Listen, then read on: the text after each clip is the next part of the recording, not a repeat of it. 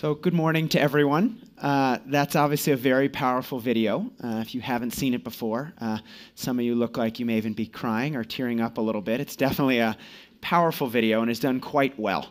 Many people have shared it. Tens of thousands of people have shared it. Millions of people have viewed it, and it really helped Dove, the brand, grow. So one thing I'm going to talk about today, though, is how we create content like that. Right? That content obviously did very well, but part of the reason you're here today is to understand, well, how do we do that for our companies, for our businesses, and for our clients? So I'm Jonah Berger, and I'm going to talk about today how to generate word of mouth.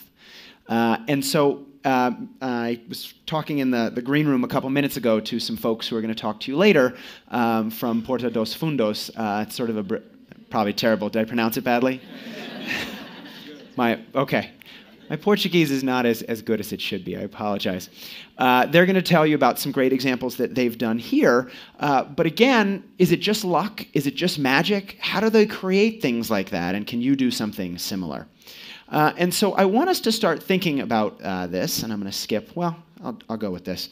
Each of you here has an idea that you're hoping will catch on, whether it's a product, whether it's a service, whether it's a brand that you're working on, but a whole bunch of other people don't necessarily know about that, right? They're your potential consumers. And so one question is how you can get that idea to spread from you to everyone else, right? So that everyone else of your potential customers, of your potential consumers has learned about it. How do we do that? And so I want to start by talking about three products or brands that most of us are probably quite familiar with. So on the far side is Disney World. Everyone knows Disney World, yes? Yeah? Okay. Cheerios, I was informed, is not very popular here. It's a breakfast cereal in the United States, almost like a Corn Flakes, but slightly different. And scrubbing bubbles is a bathroom cleaner, essentially something you scrub the walls of the shower with. Now, I've talked a lot about examples like this, and when you ask people which of these three brands gets the most word of mouth, people are usually sort of confused. First, I have no idea which of these three gets the most word of mouth. How would I even begin to answer that question? And second, if people had to guess, usually they'd pick Disney. Right? They'd say, well, Disney's a really emotionally engaging experience. It's really fun. It's really exciting. Right? When people come back from a place like Disney World, they can't help but tell all their friends. Who would talk about Cheerios? It's a breakfast cereal. It's really boring. Who would talk about scrubbing bubbles? It's a bathroom cleaner. Why would anyone want to talk about that? Yet, if you actually look at the data, many more people talk about Cheerios than talk about the other two. And so what I think that points out is we don't always understand why some products get talked about more than others. And if we don't understand why, it's going to be hard to do it ourselves. So that's a long-winded introduction to a title slide. I'm Jonah Berger. I'm a marketing professor at the Wharton School at the University of Pennsylvania. And I'm also an author of the New York Times bestseller, Contagious: Why Things Catch On. It's been out in the United States about 6-7 months now. It's sold over 60,000 copies. It should be out in Brazil, I'm told, soon. So hopefully you can get a copy in Portuguese, and if not, the English copy is available online. But what I'm going to do today is I'm going to give you just a very brief tour through some of the main ideas of this book. It's a powerful book. It's an important book. It will help you understand word of mouth and how to make it work for you, and I'll highlight a couple of the main ideas. But if you're interested in learning more, this is my website. All the research on which this is based is there. I know some of you may like digging into the data, digging into statistics. I'm not going to present a lot of statistics today. I'm going to tell stories, as that's a good way to convey information. But if you're interested in the statistics, they're all there in the papers on my website. And if you're interested in Twitter and those sorts of things, you can follow me at J1Berger. So let's jump right in. Many of you in the audience probably know this already, but for those who don't, word of mouth has a big impact on consumer behavior. Whatever category you might look at, from skincare to mobile phones, whether we're talking about large, expensive products like cars or inexpensive products like shampoo, word of mouth has a big impact on how people behave. If you think about the last movie you saw, the last book you bought, the last website you visited, it's likely you heard about those things from someone else within your social network. And if you actually dig deeper and you look at the data, word of mouth is over 10 times as effective as traditional advertising. 10 times more effective. And there are two key reasons why. Does anyone know why word of mouth is more effective than traditional advertising? Trust, I heard somebody say, right? We trust our friends. If your friend tells you something, well, you know they have your best interest at heart. If they say that movie was good, you can believe them. But if they say that movie was terrible, you can also believe them because you know they're not trying to sell you anything. But when you see an ad, the exact opposite happens, right? You see an ad, you immediately say, they're trying to convince me, I'm not going to believe what they have to say. If you ever look at a shampoo ad, everyone in their hair is always shiny and they're so happy, right? There's never a shampoo ad where someone goes, ugh, right? I'm sort of unhappy with the product. There's never a food ad where someone eats a bite and they throw it away because it wasn't tasty, right? Everyone is happy and the people smile. If you want to ever in advertising, it's fun. I teach a course. I ask my students to design ads, and they always do ads where there's a before and an after. And the before the product, everyone is homeless, they have no friends, and they're poor.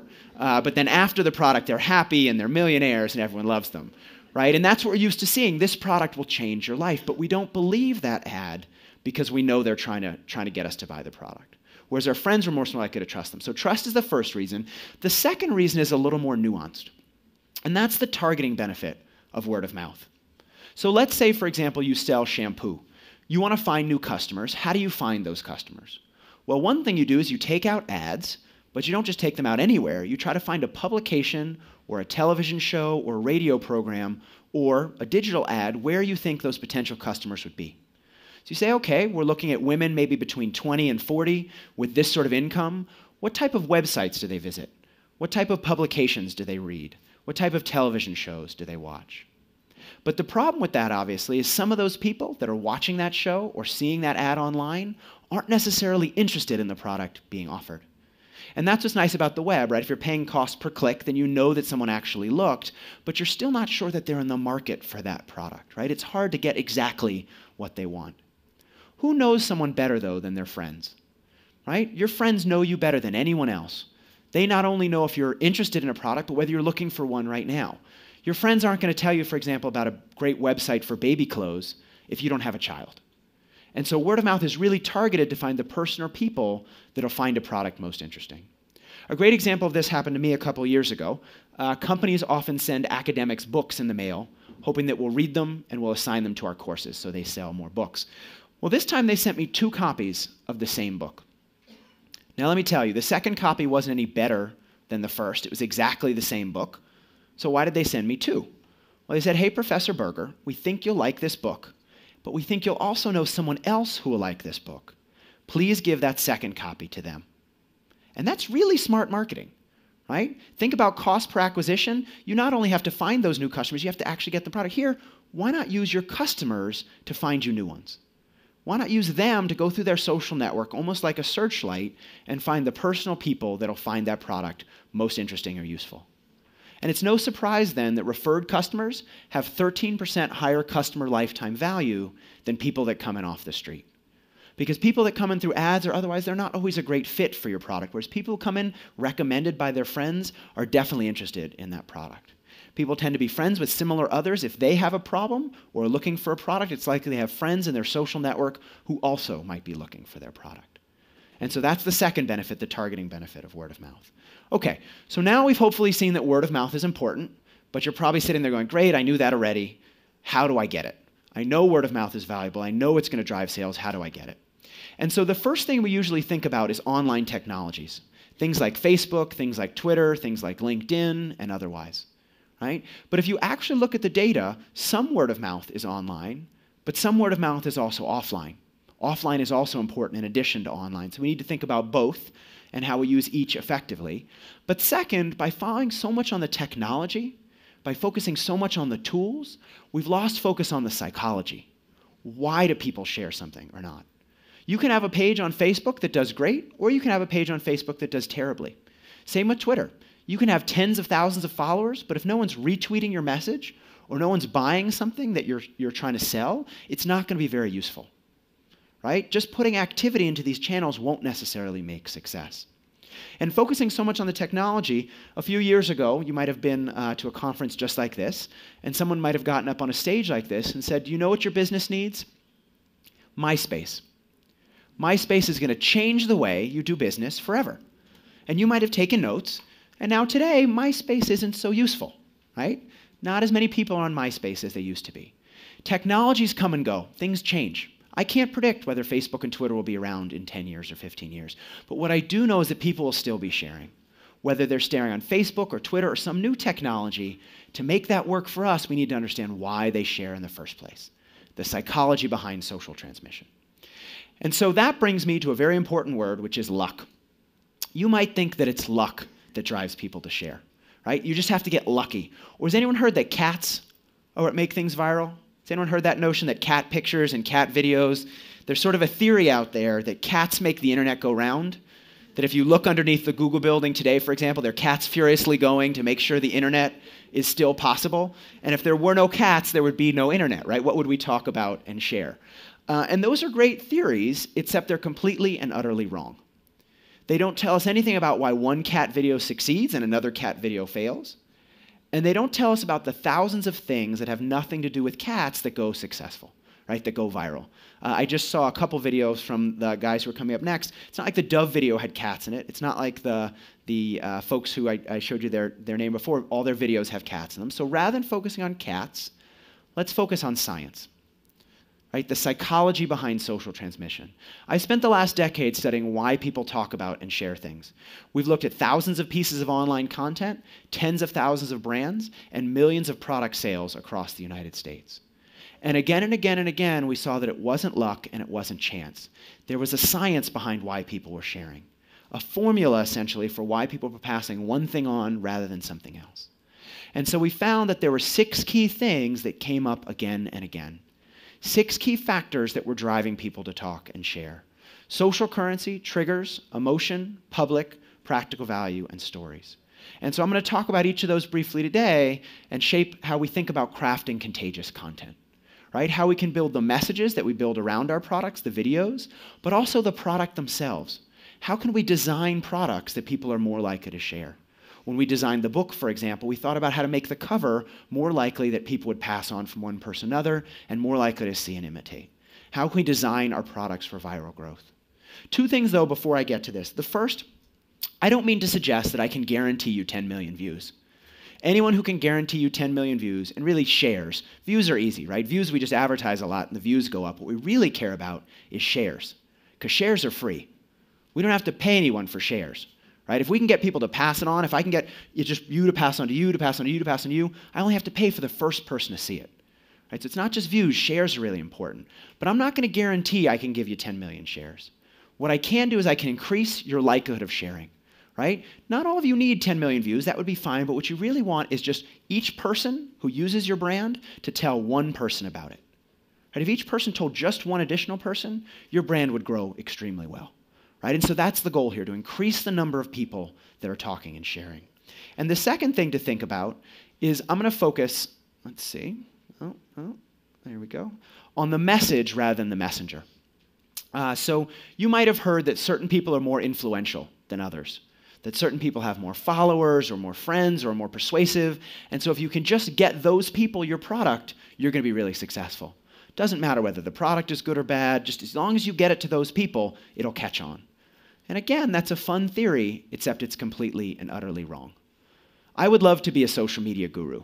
Apparently, all you need to do is, as a social media guru is have a theory. You don't need to collect any data. You just get to assume that your theory is right. And that's a fun job, but that's not the job I have. I'm a professor at a business school. We have to do academic research. And it turns out that this idea that the messenger is more important, there's no data to back that up. It's a really compelling story, but it's not right. And so the message is more important than the messenger. Whether someone has 10 friends or 10,000, they're still going to influence what those friends do. Whether someone's really persuasive or not, their friends still listen to them more than their friends listen to celebrities. And so how can we build messages that are more likely to be spread, whether someone has 10 friends or 10,000? All right, so I want to start by telling a story, and we'll start by talking about social currency. And this story is about a restaurant in New York. Anyone here from New York or visited New York recently? A couple people? Okay. So imagine you're on a business trip to New York, let's say. Maybe it's your first time there. And you're walking around on a Saturday afternoon, and your stomach is grumbling, you're sort of hungry, so you need to find a place to eat. So you walk down a street and you notice a place with a big hot dog-shaped sign with the words "Eat Me" written on it in what looked like mustard. You say, I haven't had a hot dog in a while, so why not? So you walk down a flight of stairs into a restaurant called Criff Dogs. Now, if you like hot dogs, you'll be in heaven at Criff Dogs. They have every hot dog you can imagine, from a hot dog with bacon, eggs, and cheese, a little bit rough on the stomach, but interesting nonetheless, or a hot dog with green onion and pineapple. Also interesting, but different. And finally, sort of a traditional hot dog with just ketchup and mustard. So you're munching on your hot dog when you notice something sort of unusual. I'll go on this side, in the corner of the room. What looks like a phone booth, right? One of those things like a payphone on the corner used to be, and you never see them anymore. So just for kicks, slide open the door and walk inside that booth. It's a little cramped, right? It's tight in there. There's not a lot of room. But on the wall, you'll see something you probably have never seen before, which is a rotary dial phone. One of the phones that you stick your finger into and you go around in a circle. So just for fun, stick your finger and say the number 3, go around in a circle, and hold the phone to your ear. And you'll hear it go ring, ring, and then someone will pick up the other line, and they'll ask you whether you have a reservation. Reservation? I'm in a phone booth inside of a hot dog restaurant. What would I have a reservation for? But if you're lucky and you have a reservation, or they happen to have space, the back of that phone booth will open, and you'll be led into a secret bar called Please Don't Tell. Now, Please Don't Tell has violated a number of traditional laws of marketing, right? No sign on the street, no sign inside the restaurant. They've done everything they can to make themselves difficult to find. Yet every day they're full. They've never advertised 3 p.m., their phone line's open, by 3:30, all the seats are gone. You have to hit redial again and again and again to get through. It's so busy, right? They only have a certain number of seats. So how did they do it? Well, let me tell you a secret about secrets. Think about the last time someone told you a secret. They told you not to tell anyone else. What's the first thing you then did with that information? You told somebody, right? Because having access to something that not everyone else knows about makes you look good, right? Makes you look smart and in the know. It gives you what I'll call social currency.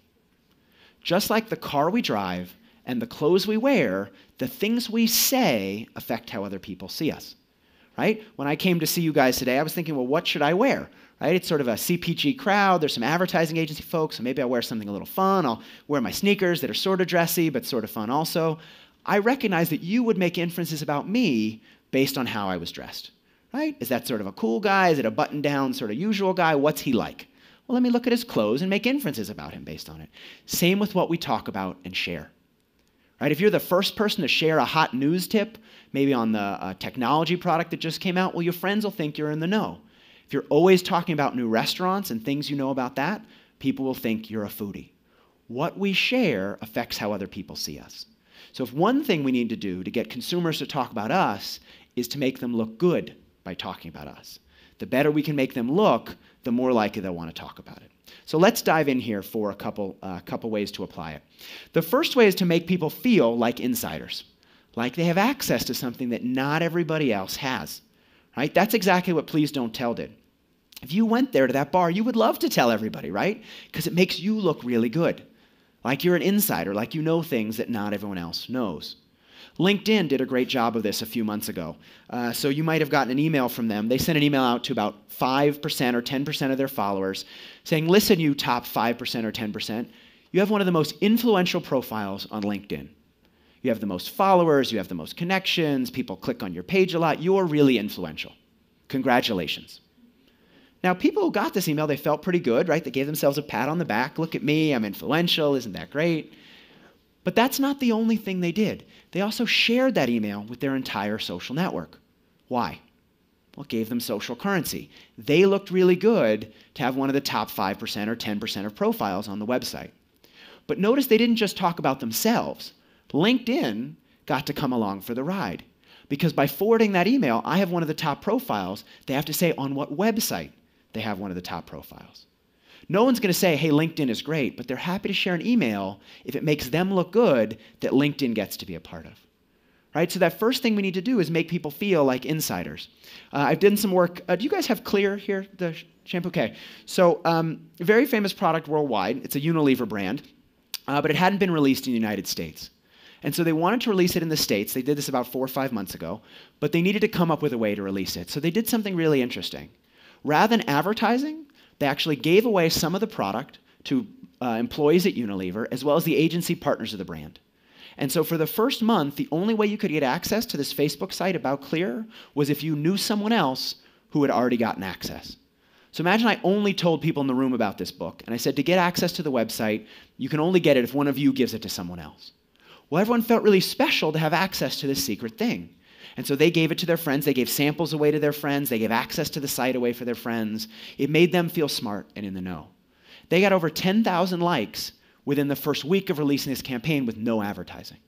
Because people shared it because they felt special. Google did the same thing. Do you remember when Gmail came out? I don't know if it was the same thing here, but at least in the United States, the only way you could get access to Gmail was if you knew someone who worked at Google, or you knew someone who knew someone who knew someone who worked at Google, right? And so those people felt special, and they told everyone else, I only have 10 invites. You special friends of mine, let me give you one of those invites, right? It gave people special access, made them feel like insiders, and made them want to share with others.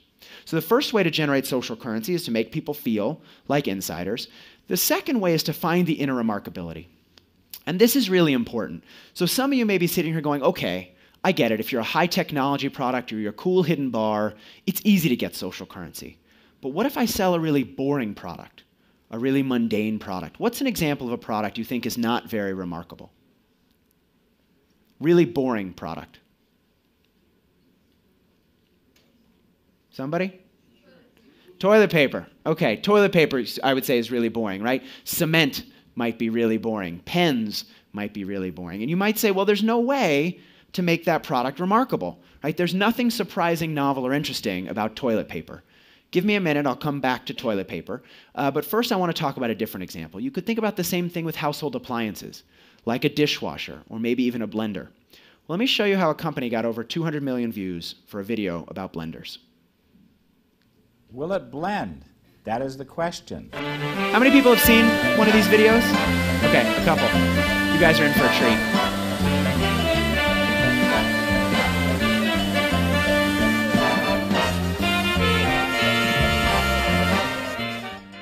I love my new iPhone. It does everything. But will it blend? That is the question. Let's find out. I think I'm going to push the smoothie button.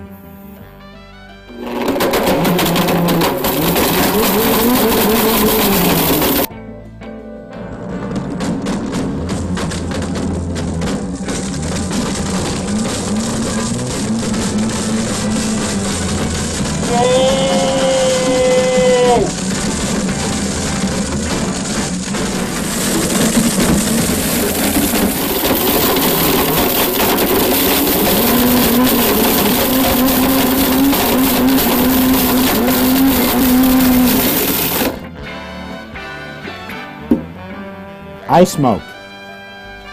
Don't breathe this.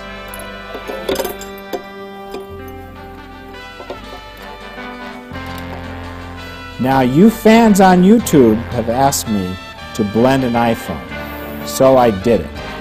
But I have another.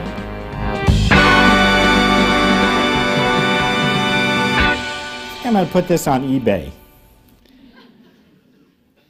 How many people found this video at least a little remarkable? Just a little bit, right? Most everybody, okay? This video, this particular clip has over 10 million views. The set has over 200 million views. Sales, when they came out, these videos, went up 700%. And this blender's not cheap. It's actually $400. It's in your local smoothie shop. It's really more of a B2B product than a B2C product. But these videos really helped it out. The coolest part, though, is they did this for blenders. If they can do this for blenders, you can do this for any product or idea. Because it's not just is the product born remarkable or not, it's finding the inner remarkability behind that product. Dove's, the real beauty thing, they did a great job of the same thing. Showing people what to show them rather than tell them about real beauty. If Dove said, hey, women are beautiful, we need to look at ourselves more positively, everyone would have said fine, and no one would have shared it. But they showed you in a remarkable way how to do that. Same with toilet paper, right? I actually got toilet paper to be one of the most discussed products at a party at my house about 6 months ago. Do you know how I did it? I put a roll of toilet paper in the bathroom, but it wasn't a roll of white toilet paper. It was actually black toilet paper. And I don't know about you, but if you walked into someone's bathroom and they had colored toilet paper, you would tell someone else when you walked out of that bathroom. You might not yell it loud. You might whisper, the host is really weird. He has colored toilet paper. right? But you tell someone because that's remarkable, because you've never seen colored toilet paper before. And so any product can be remarkable if you think about what makes it remarkable, finding that inner remarkability. Okay, so that's social currency. Next, let's talk about triggers. And to do that, I want to use an example some of you might be familiar with. Are you familiar with Rebecca Black's song, Friday? How many people are familiar with this song? Okay, for those who haven't heard it, let me play a quick clip. This is a demonstration of flip format. Catch my bus, I see my friends kicking in the front seat, sitting in the back seat. Gotta make my mind up, which seat can I take? It's Friday, Friday, gotta get down on Friday. Usually there are a couple people that are sort of like dancing a little bit to the song. So if you've never heard this before and you thought this song was terrible, you're not alone. People hate this song. Most people, at least, hate this song. Some people have called it the worst song ever. If you look on YouTube, the percentage of thumbs down is over 75%, which is pretty impressive. So people hate this song. Yet it has over 300 million views. 300 million. The most viral video of 2011. And so one question is why? What about this video made people want to share it? Well, as a scientist, I wanted to dig into this, so I went and got some data. And these are the searches for the phrase Rebecca Black on YouTube over time. So you can type in, actually on YouTube or any Google search, you can type in a phrase and look at the number of people that search for that phrase. And so what this is saying is, well, no one was searching for it, and then a whole bunch of people, and then it went down, and then another spike, and then it went down, then another spike, and then it went down. Interesting. If you look closer, the spikes are actually every 7 days. And if you look even closer, you'll notice that they're every Friday, which is the same name as Rebecca Black's song. This song is equally bad every day of the week. I've checked. I listened on Monday, I listened on Tuesday, I listened on Wednesday, I listened on Thursday, I listened on Friday. Song is the same. It doesn't change. Equally bad every day of the week. But Friday provides a ready reminder, what psychologists would call a trigger, to make people think about and talk about and share the song. Because if something's top of mind, it's much more likely to be tip of tongue. Even if we don't like something, even if we don't find it interesting, if we're thinking about it, we're more likely to share it. Why do we talk so often about the weather, for example, or about the local sports team? Not because it's the most exciting thing, but because we're thinking about it. And so the second thing we need to do is make our product more top of mind. We need to link it to something else in the environment to make people think about it. So, I guess they took out the other things there, so I'll just go through them even though they're not there. So I was going to show you the mentions of Cheerios on Twitter. If you look at the traffic mentions of Cheerios over time, what you see is when do people talk about Cheerios? Every morning. Right? Every morning they talk about Cheerios. Big spike in attention to Cheerios in the morning, then it goes down the rest of the day because it's a breakfast cereal. People eat a breakfast cereal, they think about the product, and then they talk about it. Same with any other product, right? When people use the product, they're much more likely to think about it and much more likely to talk about it. And that's the problem with Disney, right? Disney's a really engaging experience, but people don't go very often, right? So if you don't go, you're not thinking about it, so you're not talking about it. Whereas a shampoo might be really boring, but people use it often, so they're much more likely to talk about it. And so the question is, what can you link your product to? What thing in the environment can you link it to? So in the US, for example, if people said peanut butter and, someone would say jelly. Because in the United States, we think about peanut butter and jelly. Or rum and Coke, right? Those two things go together. It's almost like one, like rum is a little advertisement for Coke. Is there people drink rum and Coke here? Yeah? So if you think about one, you think about the other. So what's that rum to your Coke? What's the thing that's going to make people think about you even when you're not there? Kit Kat did a great job of this a few years ago. So Kit Kat was really popular, but it had sort of fallen out of favor. Sales were down about 30%, not as many people were eating it. So they came up with a really simple campaign, Kit Kat and coffee. Right? Every time you think about coffee, think about Kit Kat. Thinking about having a coffee break, think about Kit Kat. Why is coffee a really good trigger for Kit Kat? You drink it often, right? Frequent. Multiple times of day or multiple days of week. The more you drink it, the more then you think about Kit Kat. So you want to pick something that comes up often. Right? With Rebecca Black, Friday's good because it's once a week. You could come out with a song about Leap Day, right? Leap Day, something, something, Leap Day. But that wouldn't come up very often, only once every few years. So you want to pick something that comes up often. More frequent, more triggered, more top of mind. Okay? So I'm not going to have a huge amount of time today to talk about emotion, but I'll talk about it very briefly. The more we care about something, the more we share. Right? Dove did a great job with that. Dove got people to get a little teary-eyed, right, to care more about women's health and women's issues than they had before. Same thing with funny videos, right? You see a lot of funny videos on the web that do really well. And so one question you could ask is, well, do all emotions increase sharing, or do some increase it and some decrease it? And it's actually not just that positive increase and negative decrease. A lot of negative emotions get shared also, like anger, for example, or like anxiety. And so it's not just is the emotion positive or negative, it's whether they activate people or not. Things like humor, but also anger, are high arousal emotions. They activate us, they drive us to action, and make us more likely to share something. So if you want to read more, you can read about it in the emotions chapter. Let's see if, yes, good, okay. So the next dimension to talk about is public. And this is less about more word of mouth and more about imitation. So people tend to imitate others, right? If you see someone else wearing something or driving something or listening to something, you might be more likely to buy that thing yourself. There's that old phrase, monkey see, monkey do, right? Which is all about the idea when we see someone else, we're more likely to do what they're doing. But there's a really important part of that phrase, and that's the seeing part. Because if we can't see what someone else is doing, it's going to be really hard to imitate that thing. Right? I might be walking around today, I might see a gentleman with a really sharp jacket, and I might say, I like that jacket, I'm going to go buy something similar. But it's harder for someone to imitate someone else's socks because you can't see them. Right? And so to imitate something, you have to be able to see it. If you can't see it, you can't imitate it. And so one thing we need to do is to make the private public. Make things that are hard to see more publicly visible. So you remember the portable CD player?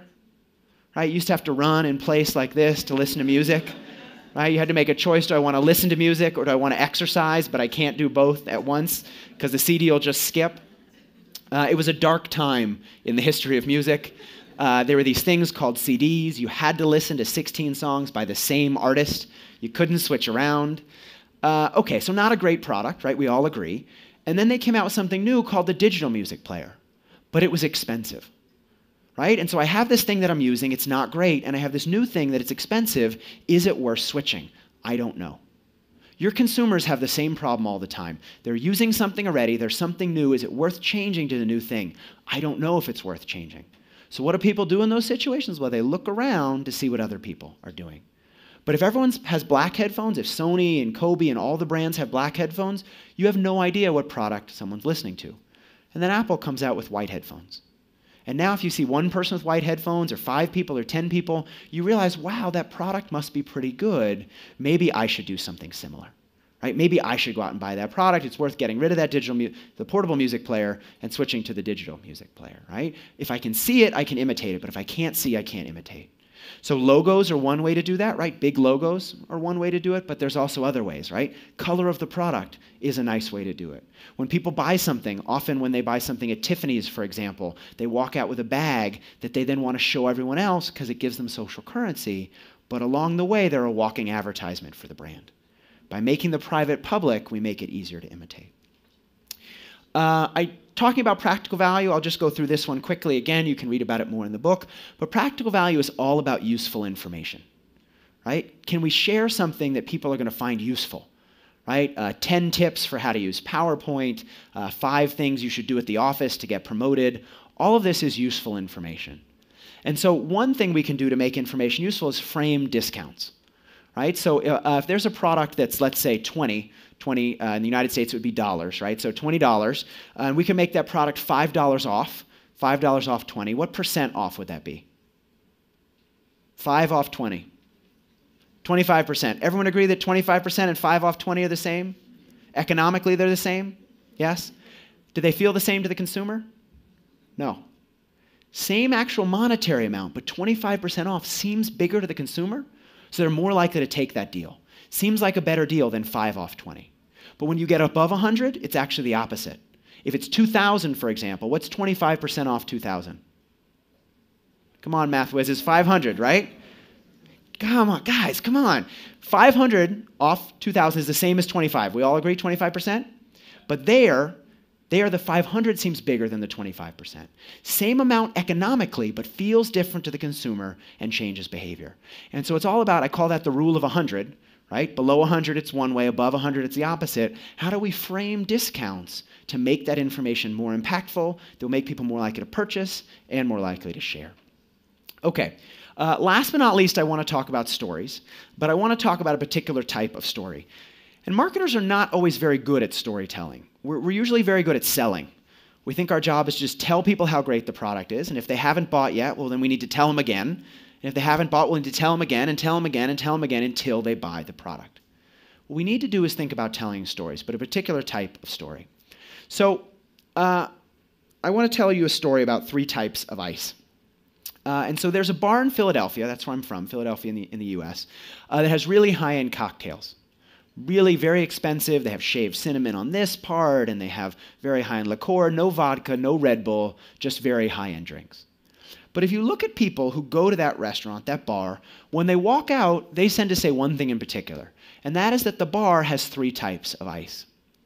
Now, I don't know about you, but the first time I heard there were 3 types of ice, I was like, there are types of ice? I thought there was only one type of ice. What would be the difference between these types of ice?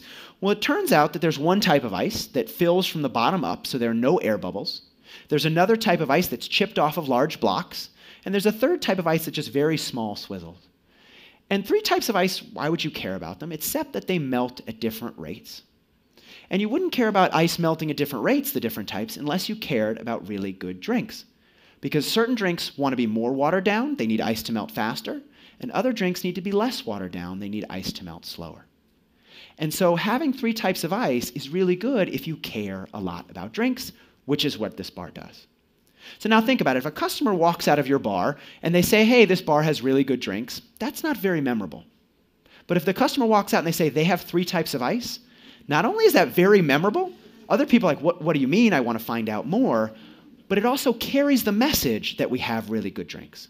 It's a story, but it's a particular type of story. Does everyone remember the story of the Trojan horse? Greeks versus the Trojans, right? They build that wooden horse. This is what I'll call a Trojan horse story. It's not just an exterior, it has something hidden inside. The story is the vessel that carries the brand message. Same thing, think about back to that blender that cut through the iPhone. That's a really remarkable blender, right? But it's not only a remarkable blender, you can't share that video without realizing that the blender is really tough. Now, they could have said, we make a really tough blender. Would anyone have shared that if they just got on TV and said, we make a really tough blender? No, right? That's not worth sharing. But a blender that cuts through an iPhone is pretty amazing, and it's a vessel that carries the message that we make a really tough blender. And so we need to think not just about storytelling, but how do we create Trojan horse stories? Stories that carry the brand or the benefit along for the ride. Notice what they do to build a Trojan horse story. Does anyone speak Egyptian, by the way? I don't think so. Okay, so it will be in Egyptian. I'll do a voiceover, and there's some subtitles at the bottom. Can I make you a cheese sandwich? No, I'm not hungry. Just you know why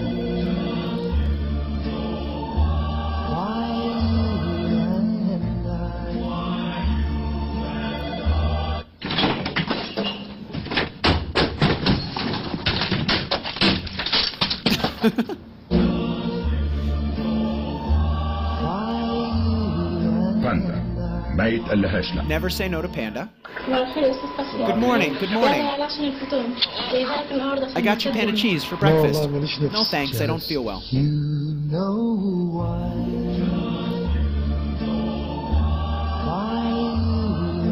and I will by and by.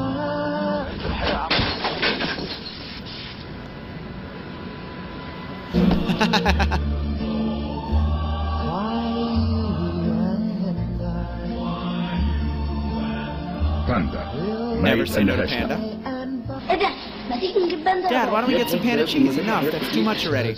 You know why and I will by and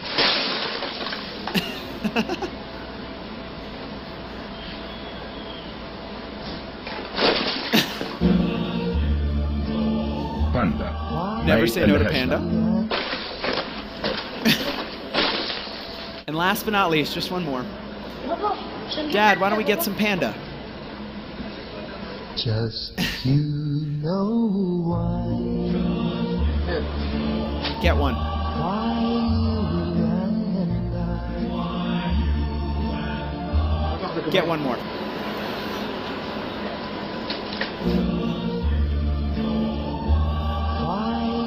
باندا ما يتقلهاش لا. So if you want to check out the video, it's great. There's a copy up on my site. But it's not only funny, right? Humor drives people to share. It's also something else. I challenge you to share that ad with anyone else and not remember the word panda, which is exactly the brand that they want you to remember. They didn't just build a story. They didn't just build engaging content. Sometimes people say, okay, I get it. Viral, we just need to do something crazy. Right? As long as we do something crazy, people will share it and it will help the brand. But it only helps the brand if at the end of the day, people remember what brand it's for.